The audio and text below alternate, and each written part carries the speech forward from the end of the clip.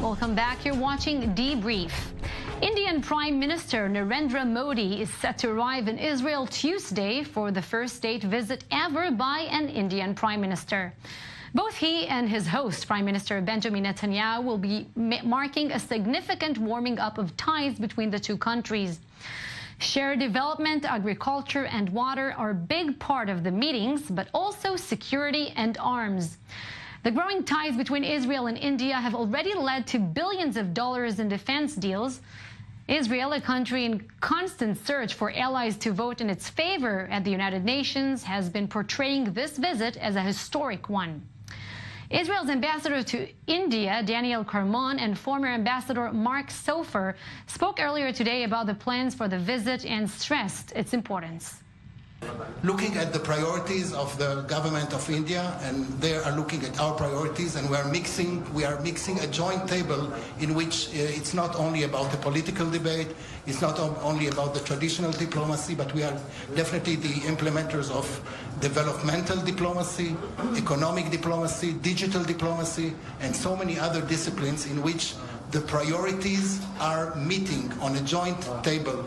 Just last week, the Israeli government passed a resolution governing the entire web of relations with India. This touches on all aspects of bilateral ties, the entire gamut, the spectrum of what governs relations between two countries: economics, space, science, innovation, technology, people to people, tourism, basically you name it, it's in it, including, of course, resources, funding. For further analysis on this visit, I'm joined now on set by our senior international affairs correspondent, Owen Alterman. Owen, how important is this visit? Why is it taking place now? It's hugely important, Tal. For Israel, India is an important country. It's a rising power, one of the world's 10 largest economies, and it's an important client. India is the #1 buyer of Israel's arms. Of course, the arms sector and the defense sector here, so important to the economy and to the society. And to say the least, this is the first ever visit by an Indian prime minister to Israel. The countries are celebrating 25 years of diplomatic ties. But for most of those 25 years, India kept Israel at arm's length. Not so under Prime Minister Narendra Modi, who will be landing in Israel tomorrow. So what are the expectations on both sides?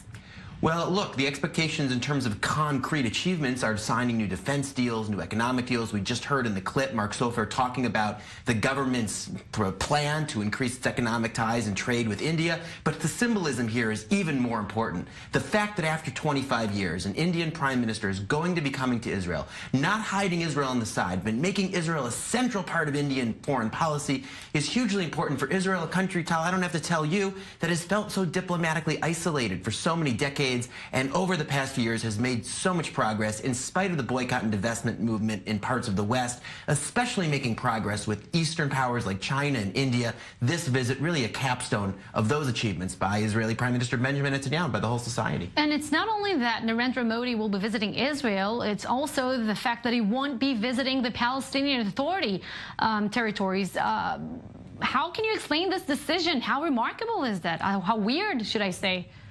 Well, it's remarkable because it's common practice in these visits. We saw it as recently as Donald Trump last month coming and visiting not only Israel, but also Ramallah and meeting with Palestinian President Mahmoud Abbas and with Palestinian leadership. Narendra Modi will not be doing that. He's only coming to visit Israel, and then he's leaving. I asked the Indian ambassador to Israel about this last week at an event I attended in Jerusalem. He simply said, we India don't feel we have to hyphenate our relationships. He's coming here to visit Israel. Israel is the important strategic partner for India, and despite India's traditional allegiance to the Palestinian cause, for decades, India saw itself as being at the forefront of that. Not even visiting Ramallah during this visit, really seen by Palestinians as a loss, and one can understand why. So is it a change within India itself, or is it just Modi's agenda? Who is the person, if you can explain? What's his agenda? Well, I think there are two parts. Number one, it really is about Modi, the person. Remember, Tal, that Modi comes from a Hindu nationalist party. He made a name for himself as chief minister in Gujarat and came under controversy there because of his attitude towards Muslims.